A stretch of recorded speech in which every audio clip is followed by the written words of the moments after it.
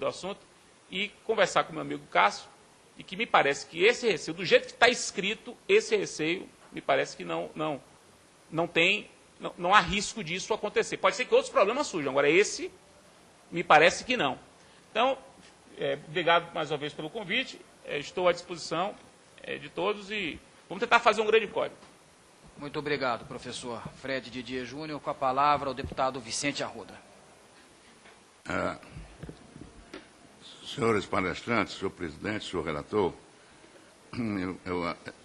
todos os pronunciamentos foram muito objetivos e focaram pontos específicos da parte geral. Eu queria anotar, trazer a questão da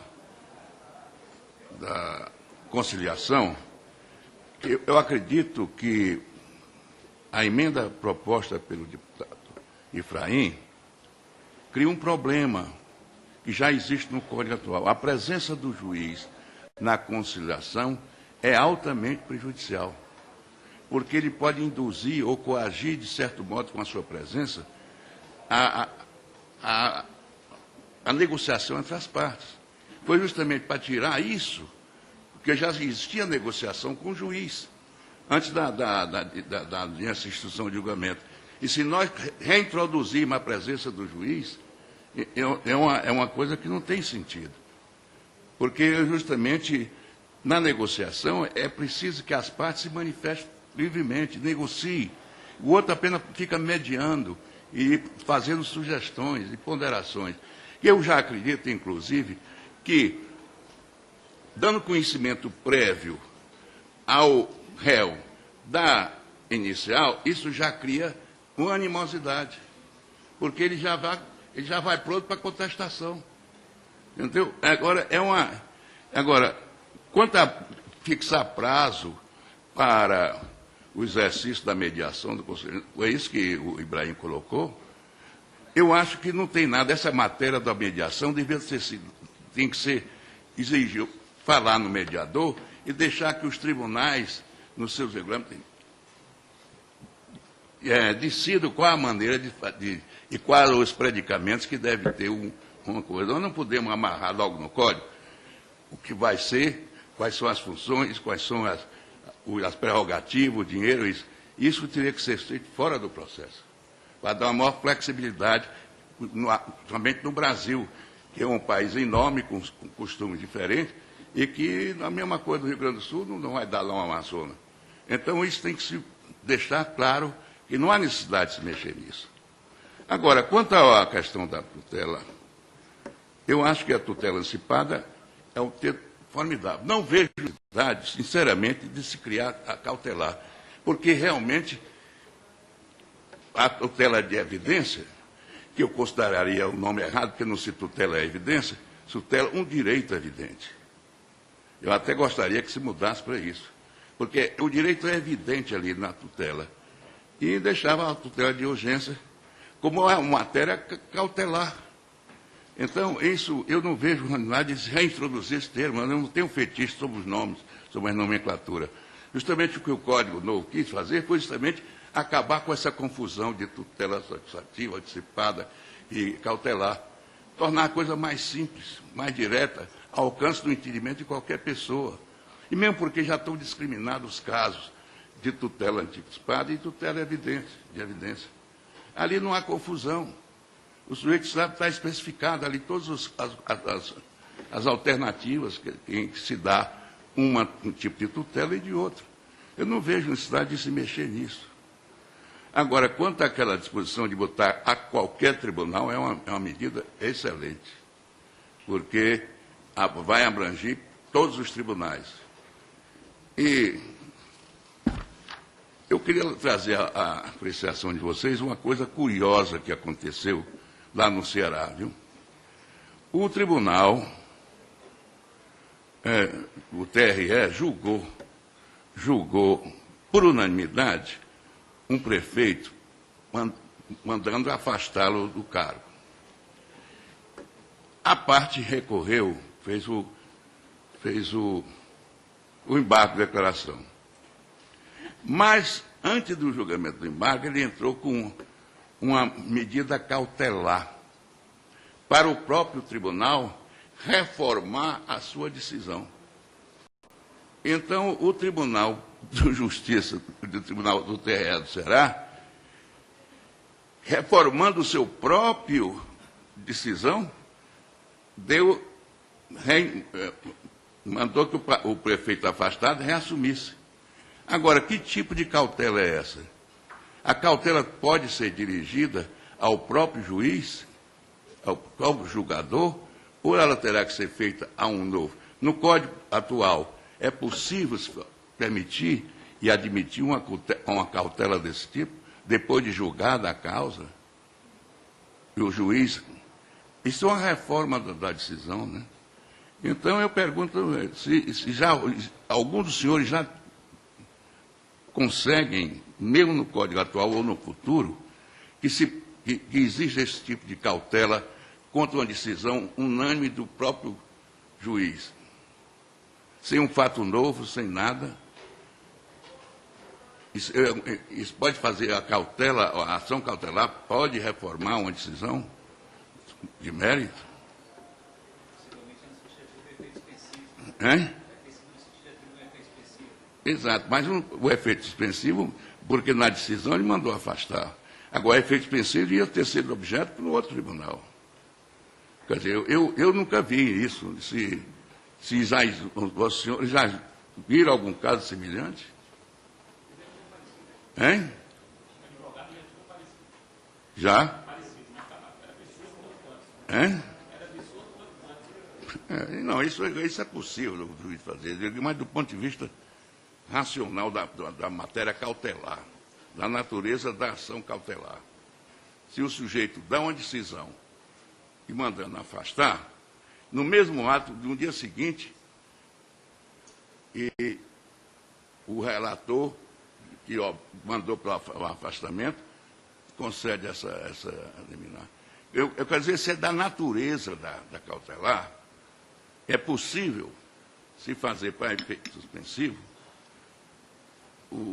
numa decisão dada de afastamento de uma situação, o próprio se reformar.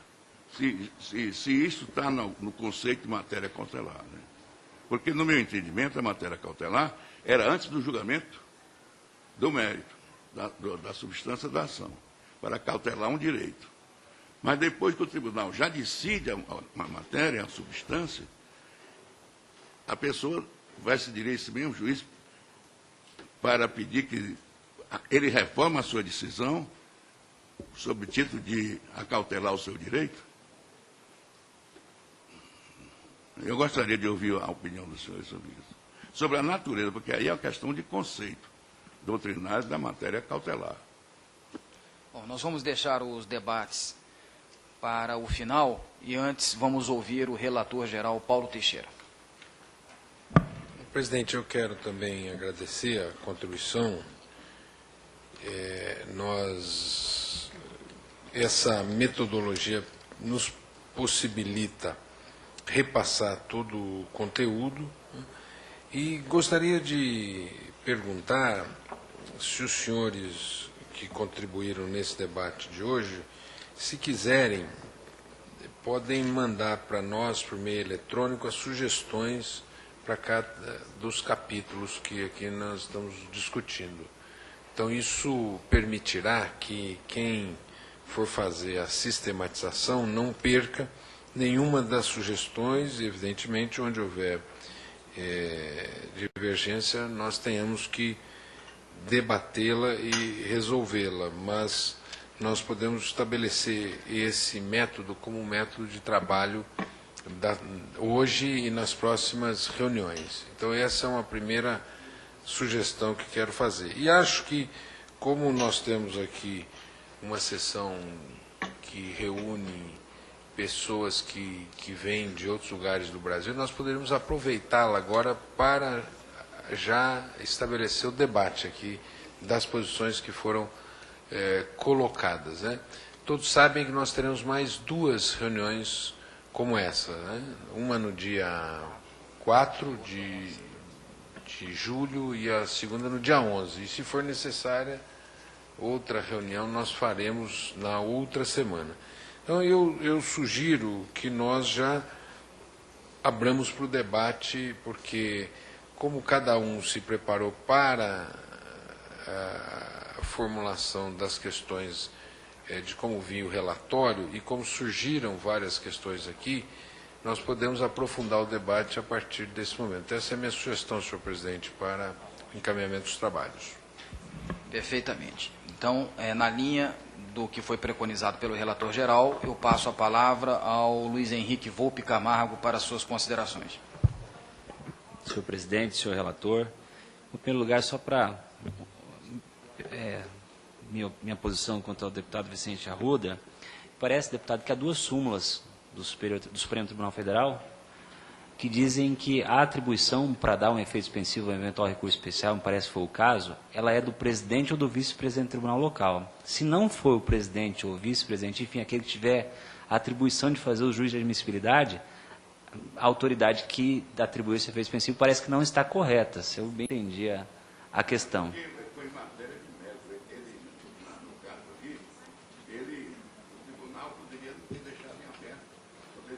Em aberto o afastamento, compreendeu? Ele julgou colegiado e depois ele, só o relator deu efeito suspensivo? Não, o relator depois, o relator votou favorável, foi 3-2.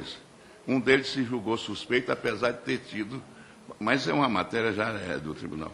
Mas é que eu acho, um negócio, é o seguinte, se isto é possível em matéria cautelar, depois da decisão dada pelo tribunal, por unanimidade, de mandar afastar o juiz.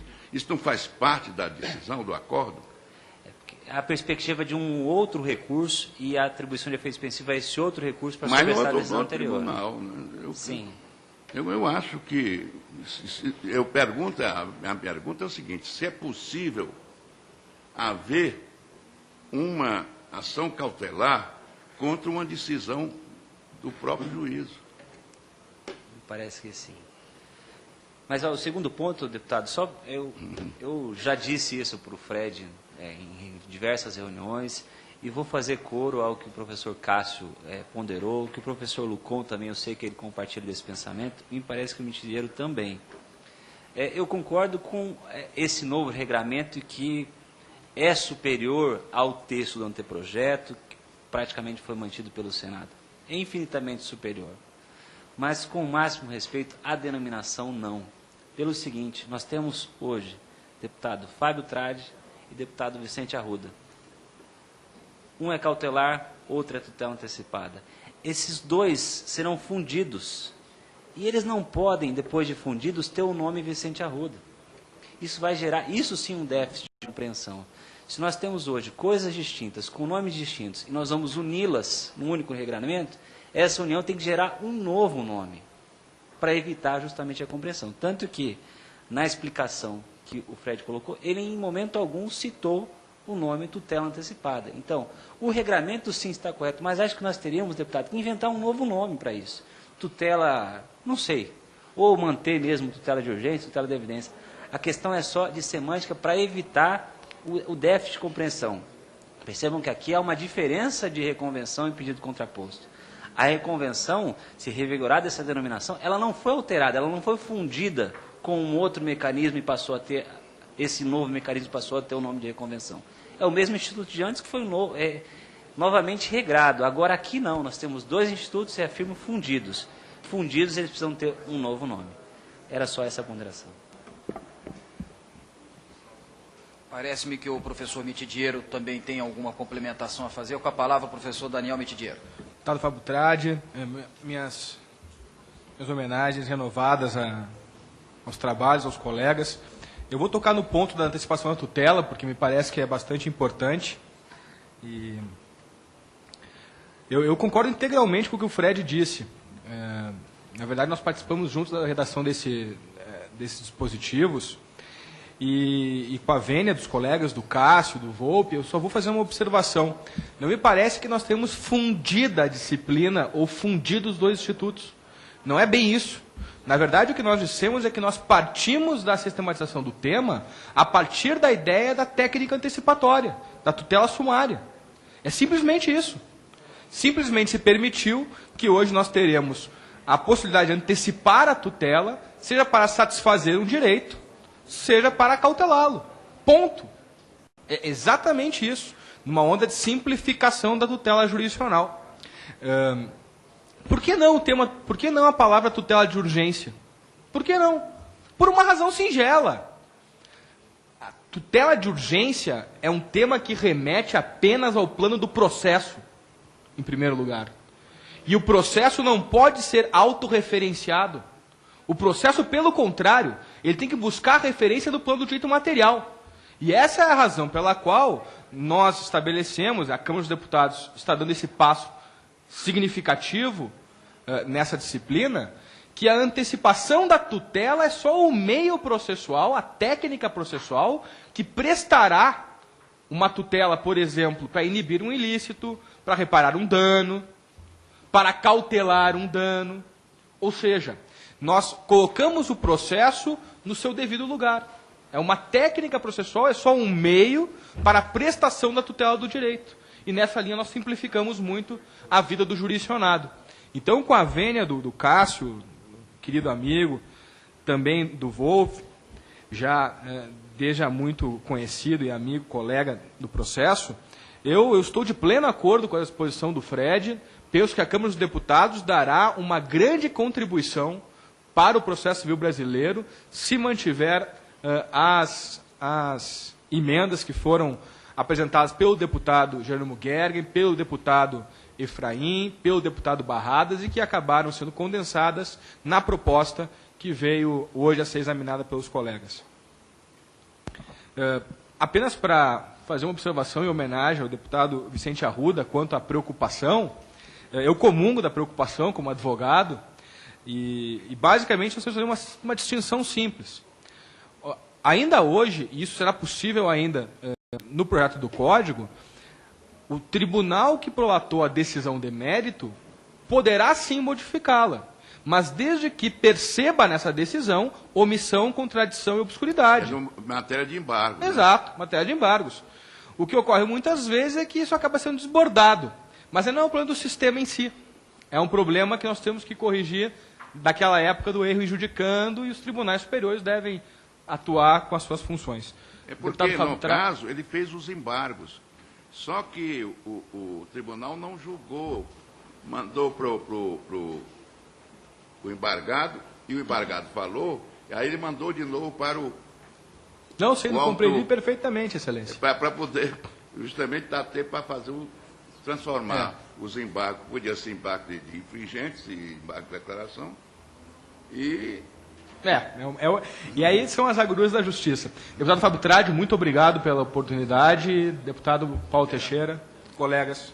Você vê que não adianta código. Antes de amplificar as falas dos debatedores, eu quero abrir a palavra à advocacia pública, representada aqui pelo Marcos Saval, da ANAP, Associação Nacional dos Procuradores dos Estados. Fica a palavra.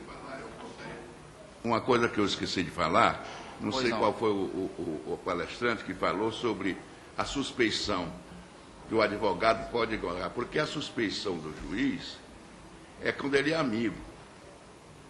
Ele, sendo inimigo, ele poderá dizer ou não que é inimigo. Ele não vai dizer, o advogado é que vai saber se ele é ou não. Eu acho que é uma boa ideia. Com a palavra, Marcos Saval. Boa tarde, senhoras e senhores. A ANAP pede venha às suas excelências para voltar à análise e à discussão, e por isso reitero, sobre os honorários advocatícios aos advogados públicos. A Associação Nacional dos Procuradores de Estado entende que honorário, como é para o advogado privado, é um munus, é decorrência, é natural, é íncito do advogado, quer seja ele público, quer seja ele privado.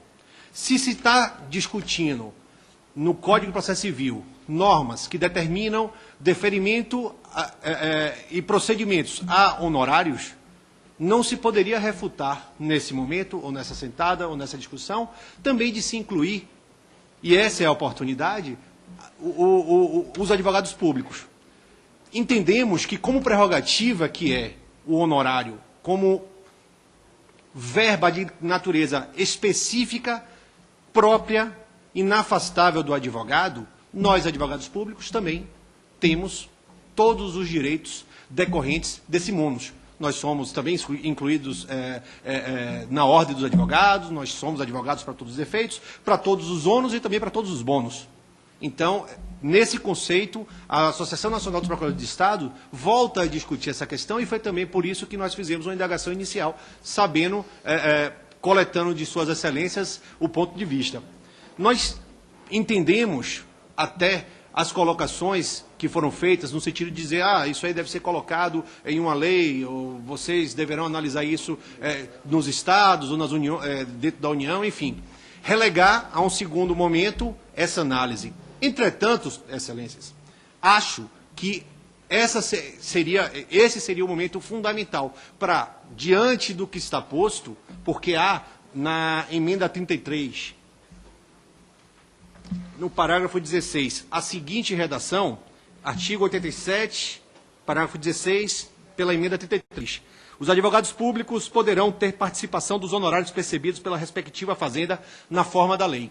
Bom, há uma incongruência natural entre o que é disposto nesse parágrafo 16 e aquilo que se almeja no caput do próprio dispositivo. Entendemos que uma redação mais conceitando com o objetivo aqui firmado seria: os advogados públicos terão direitos a honorários, vírgula, na forma da lei. Mesmo porque convém dizer que no parágrafo 16 é trazida uma interpretação sobre a destinação dos honorários que é incompatível com a própria natureza do advogado. Como sabemos e como está dito, e como o Código de Processo Civil está sendo reiterado e redigido, discutido, honorário é verba do advogado. O parágrafo 16 interpreta que a verba honorária seria da fazenda pública.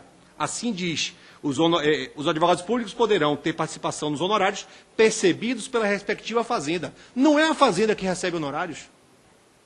Quem recebe honorários é o advogado. Então, uma redação mais conceitando seria: o advogado público tem direito aos honorários na fórmula da lei.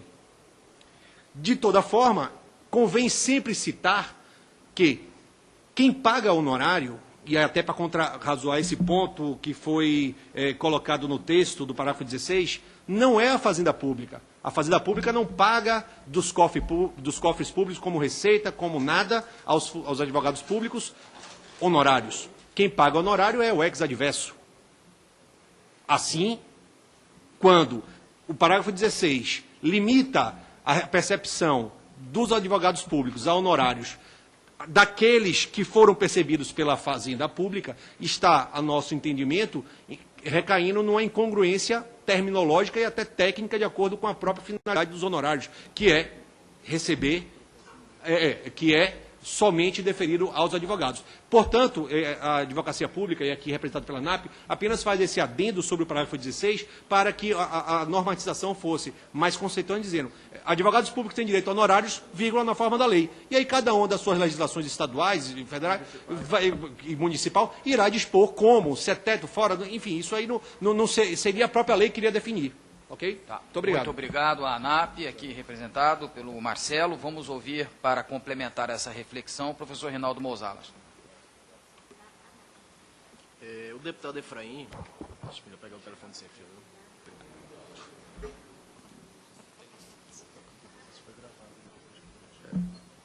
O deputado Efraim, no seu relatório parcial, ele teve a preocupação realmente de reconhecer o serviço que é prestado pelos advogados e reconhece que realmente a verba pertence aos advogados. Entretanto, ele se deparou diante de alguns vícios que poderiam comprometer até a própria intenção de dizer que os advogados públicos eles devem ser remunerados. Primeiramente, a questão do subsídio, que, ao ver de alguns, não poderia ter qualquer acréscimo, porque eles já estariam sendo, alguns deles, remunerados através do subsídio. E segundo, a questão da iniciativa. Teria um vício formal de iniciativa, porque a remuneração dos servidores públicos não poderiam ser de iniciativa do Poder Legislativo, teria que ser do Poder Executivo. Mas a intenção dele realmente é essa, é reconhecer que o advogado ele deve ser remunerado, independentemente dele ser público ou privado. Mas esses vícios de iniciativa é que poderiam comprometer qualquer inclusão dentro do Código. Então, para evitar qualquer veto, foi feita a apresentação aqui da intenção no parágrafo 16º, Entretanto, esse vício de iniciativa o impede de colocar o reconhecimento direto desse direito aos advogados públicos. Em homenagem a um mineiro de Grão-Mogol, que mandou pela internet 7 contribuições, não, é porque são repetidas. Eu farei a leitura das perguntas e, à medida que elas forem sendo feitas, vamos repartir para o debate. Pedro Henrique Meira Figueiredo, advogado de Grão-Mogol, Minas Gerais. Emenda número 5. A despeito da importância das ações coletivas, não seria demasiado incluí-las como exceção à regra da ordem de conclusão? Segunda contribuição, emenda 23. Por que a inclusão do Instituto da Separação Judicial no novo CPC? Ele já não estaria extinto por uma interpretação teleológica da emenda constitucional 66? Terceira contribuição do Pedro Henrique Meira Figueiredo. Emenda 33. No parágrafo 14, não seria melhor que o advogado pudesse executar seus honorários nos próprios autos, em nome do sincretismo processual e da celeridade? Quarta contribuição, emenda 69. Por que incluir o prazo em dobro ao Ministério Público como custos legis, sendo que a sua atuação como fiscal da lei tem prazo próprio no artigo 156? Quinta contribuição, emenda 104. Apenas para adequação textual, sugiro que sejam adotados o termo tutela antecipada satisfativa no parágrafo 1º, assim como foi utilizado o termo tutela antecipada cautelar no parágrafo 2º. Do mesmo modo, sugiro o título do procedimento da tutela antecipada cautelar preparatória ao capítulo 2º. Tudo isso para adequar a preocupação do professor Fred Didier, a quem presto meus cumprimentos. Sexta contribuição de Pedro Henrique, chegou a oitava. Chegou a oitava contribuição de Pedro Henrique Meira Figueiredo.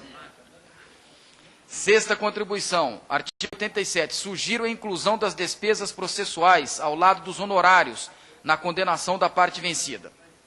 Sétima e penúltima, por enquanto, artigo 248 e 250. Por que não incluir estes artigos no capítulo referente aos prazos, já que se refere não somente aos de intimação, mas aos de citação?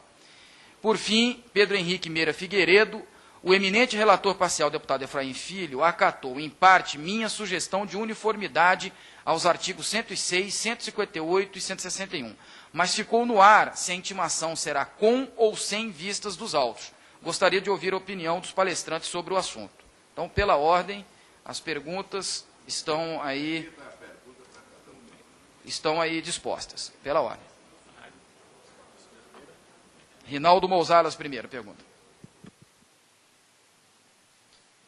A pergunta de Pedro Henrique Meira Figueiredo, quanto à importância das ações coletivas, entendendo que não seria uma exceção à ordem cronológica do processo, eu temo em discordar, porque acredito que quando se resolve uma demanda coletiva, está atendendo, prestando jurisdição a várias pessoas, definidas ou indefinidas. Então, quando se resolve uma demanda coletiva, que hoje a gente vê que é um verdadeiro entrave no Poder Judiciário, e a colocação dele fora da ordem cronológica, no sentido de que ele deve ser adiantado com relação aos demais processos, é um benefício, porque vai evitar que essas demandas, que hoje passam vários anos e muitas vezes não têm uma resposta, tenha esse comprometimento de, inclusive, estar à frente daqueles processos que têm ordem cronológica.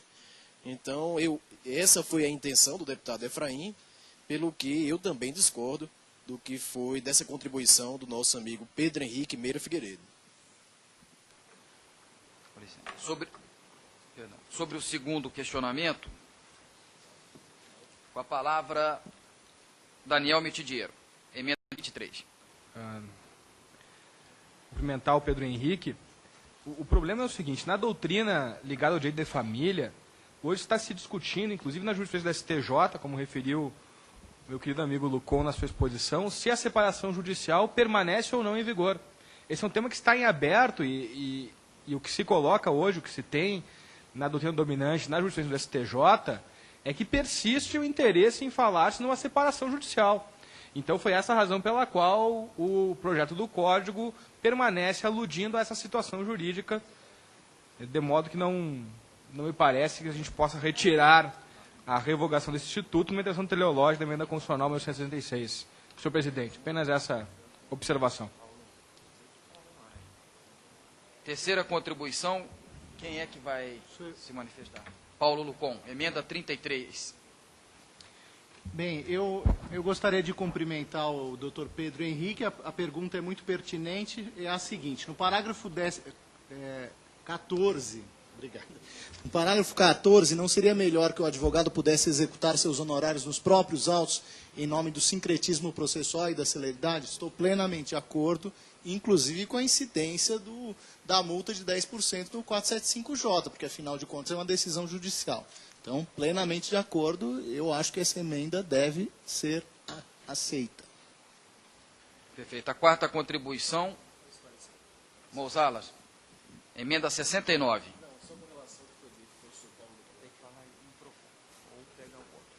Professor Paulo, com essa hipótese, é justamente aquela hipótese em que a sentença não condenou em honorários. Então, isso não impede que o advogado ingresse com demanda própria para a fim de ter fixado os honorários dele. Por isso que não é executado dentro do mesmo processo, e sim numa demanda própria. Emenda 69. Sem dúvida, vai ter que ter ação própria. Aí realmente não tem jeito. Mitidiero falar sobre a quarta contribuição do Pedro Henrique.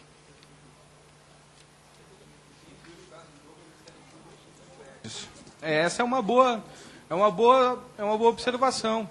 A meu juízo, nós podemos retirar o prazo em dobro do Ministério Público como custos legis sem nenhum tipo de problema. Lembrem os colegas que, se nós formos voltar atrás do porquê do Ministério Público ter prazos diferenciados no processo civil, é porque, ao tempo do Código Buzaide, ao tempo da elaboração do Código Buzaide, que foi a década de 60, o Ministério Público, em primeiro lugar, atuava principalmente como procurador da União, do Estado, lato sensu, em primeiro lugar. Em segundo lugar, tinha uma estrutura bem mais precária, nem perto do que é hoje. E por isso justificava, então, para a paridade de armas, um tratamento diferenciado no que tange aos prazos processuais. Com o aparelhamento do Ministério Público atual, com as funções do Ministério Público atual, a meu juízo, estou de acordo com o Pedro, não se justifica mais esse prazo diferenciado. É uma boa contribuição, Excelência. Muito obrigado. A quinta pergunta do Pedro Henrique, emenda 104, professor Fred Didier. Queria retribuir o abraço que Pedro Henrique me mandou. Eu acho importante essa referência. Ele pede para poder a gente, como sugestão, manter a coerência, e já que tem tutela antecipada cautelar, fala de tutela antecipada satisfativa. Salvo engano, há menção à tutela antecipada satisfativa. Salvo engano, há. Mas vamos ter esse cuidado. Porque a ideia é exatamente essa, né? Qualquer providência, seja ela satisfativa ou não satisfativa, ela poder ser concedida com base no mesmo regime. Então é isso. Me parece uma boa sugestão de ordem terminológica. Agora, uma sugestão do Pedro Henrique, a inclusão das despesas processuais ao lado dos honorários na condenação da parte vencida. Quem quer se manifestar? Já está. Já está. Sétima contribuição, Luiz Henrique Volpe Camargo. Artigo 248, 250.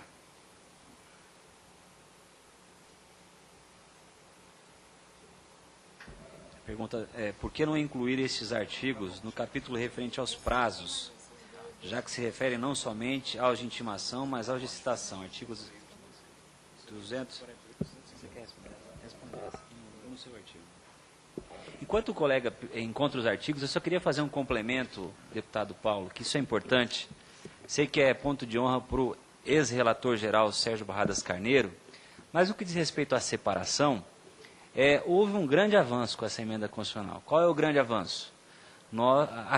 Se pôs fim à ditadura da separação. Então, as pessoas não precisam mais, obrigatoriamente, passar pela fase da separação antes daquele período antes exigido para o divórcio direto.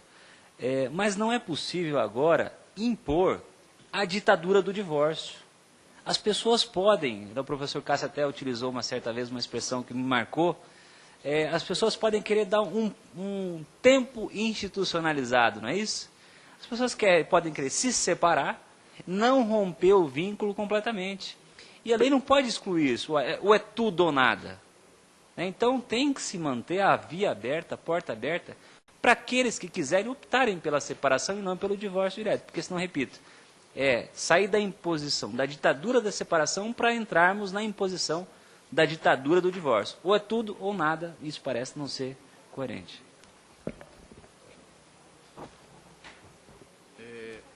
Mousalas.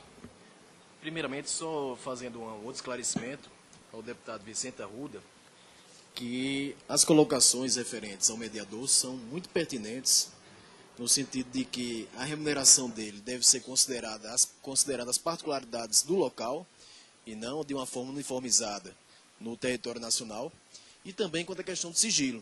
Essa preocupação foi absolvida, sim, pelo deputado Efraim Filho, que impôs ao mediador o dever de sigilo sobre aquilo que ele tomou conhecimento em termos de mediador. Ele não pode depor a respeito, nem pode fazer com que essa informação seja transmitida a outras pessoas. E com relação à remuneração, o CNJ ele apenas definirá os parâmetros que definirão a remuneração. Mas a quantificação dessa remuneração será realizada de acordo com o tribunal local.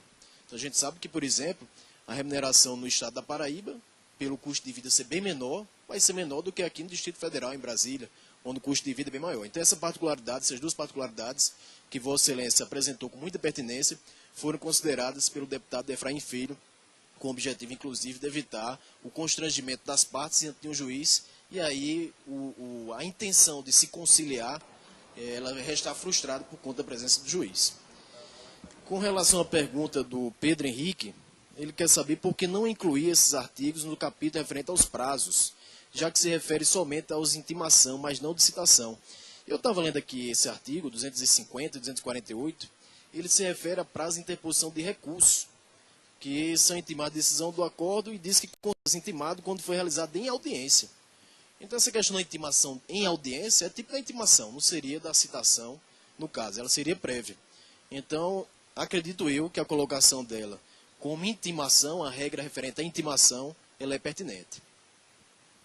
Muito bem. Pedindo ao professor Paulo Lucon para ser bem sintético nessas duas respostas, eu faço aqui o questionamento do João Paulo Hecker da Silva. A limitação de condenação em honorários contra a fazenda pública em percentual inferior àquele aplicado às demais causas não viola o princípio da igualdade? Não seria o caso de se estabelecer um único critério?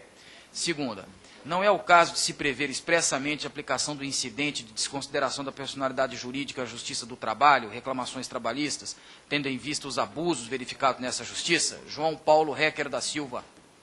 Bom, com relação à segunda pergunta, existe um dispositivo, não, porque existe um dispositivo expresso prevendo a aplicação do CPC às demandas trabalhistas.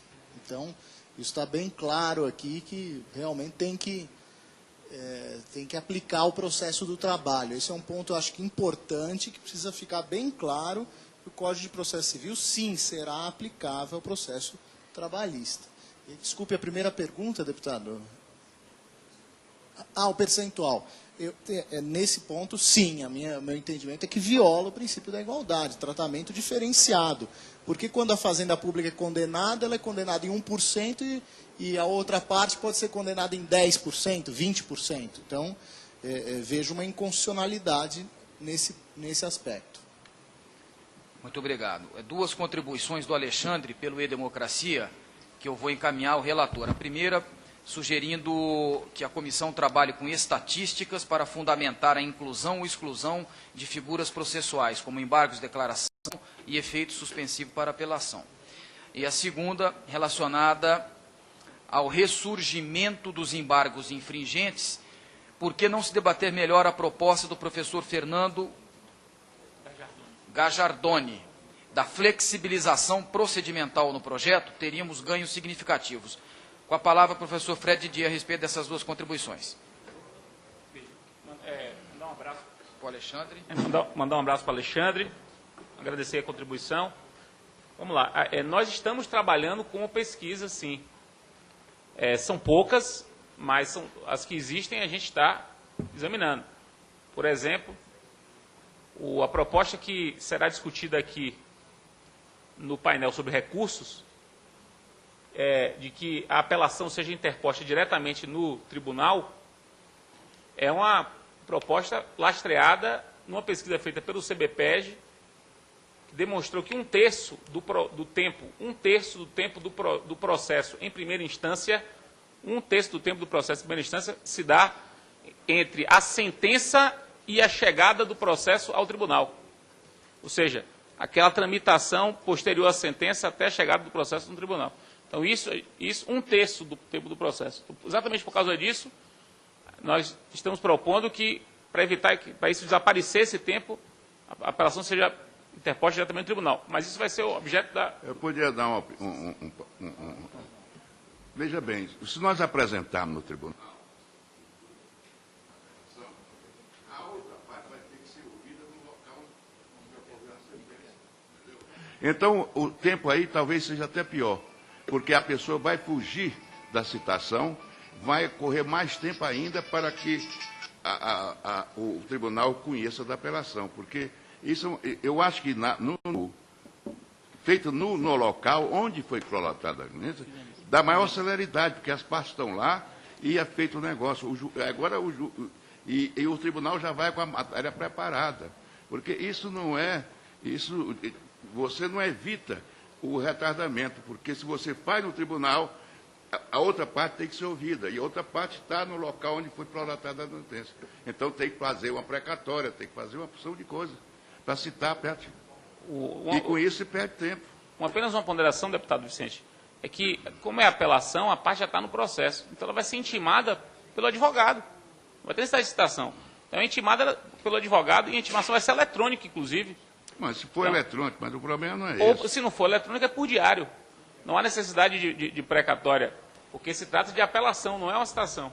Então eu acho que esse obstáculo, especificamente, não existe. Mas é uma coisa que nós vamos discutir no painel de recursos. Eu sou apenas para responder a pergunta de Alexandre, de que a gente está trabalhando com pesquisa. E o outro problema dos embargos infringentes, que também vai ser objeto da discussão no painel de recursos, é um dos principais temas aqui que se discute na Câmara, se os embargos infringentes devem voltar ou não. Isso vai ser objeto aqui do painel de recursos, eu não vou precisar falar. Quanto à flexibilização procedimental, isso é um tema que já vem sendo discutido desde a época do anteprojeto. O anteprojeto consagrou expressamente. Isso é um tema que a doutrina brasileira, de um modo geral, é favorável. Eu mesmo sou favorável, já defendo isso há muitos anos. Só que isso não pegou politicamente. Então, o Senado, a comunidade, a OAB reclamou, os juízes reclamaram, a academia gosta, mas não encaixou politicamente. Então, foi um dos pontos mais criticados do projeto no Senado. Então, me parece que não há um espaço político para retornar. Não há problema técnico algum, mas me parece que não há espaço político, que já foi amplamente debatido no Senado para não colocar. Então, se a Câmara colocar, certamente o Senado não vai aprovar quando o projeto voltar para lá. Então, embora eu concorde com a tese, acho que é tecnicamente muito boa, parece que não dá para a gente incorporar. Muito obrigado. Para ultimar os trabalhos, eu passo a palavra ao relator geral, mas antes eu faço questão de agradecer, em nome de toda a comissão, aos professores Rinaldo Mousalas, Daniel Francisco Mitidiero, Paulo Henrique dos Santos Lucon, Fred Didier Júnior, Luiz Henrique Volpe Camargo e Cássio Scarpinella Bueno, pela valiosa contribuição aos trabalhos desta comissão especial. Passo agora a palavra ao relator geral, Paulo Teixeira.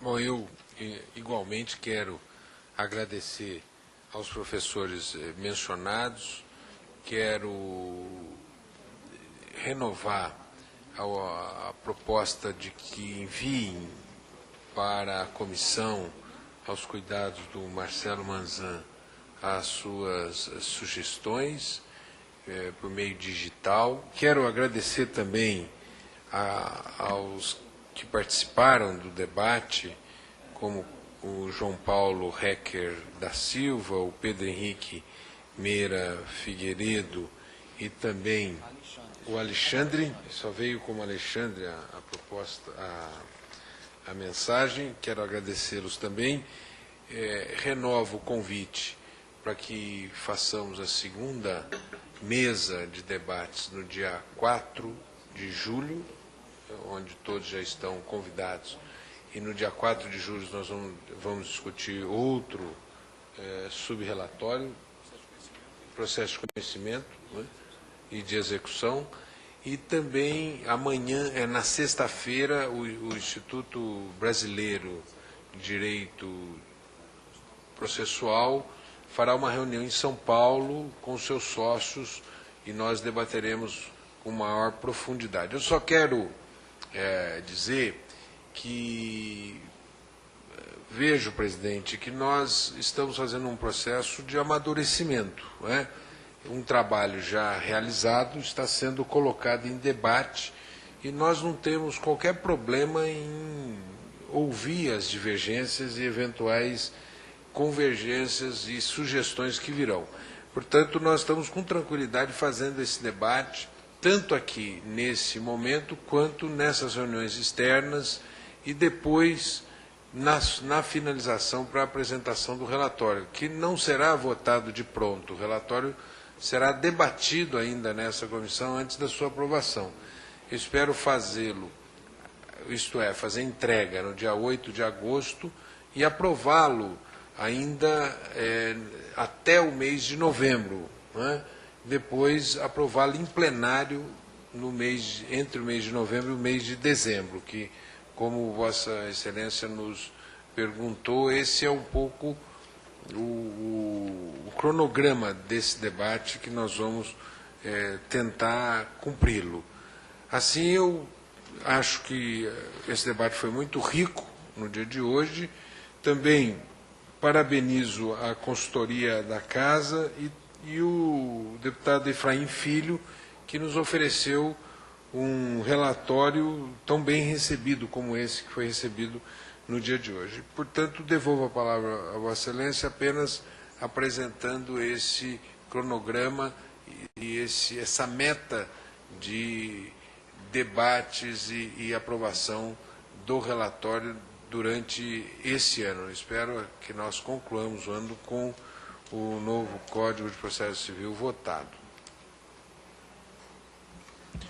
Muito obrigado, deputado Paulo Teixeira. Nada mais havendo a tratar, convoco a segunda mesa redonda para o dia 4 de julho, quarta-feira, no plenário 11, para debate sobre 2 relatórios parciais. Processo de conhecimento, cumprimento de sentença, deputado Jerônimo Gergen, e procedimentos especiais, relator parcial, deputado Bonifácio de Andrada. Agradeço a presença de todos e declaro encerrada a reunião.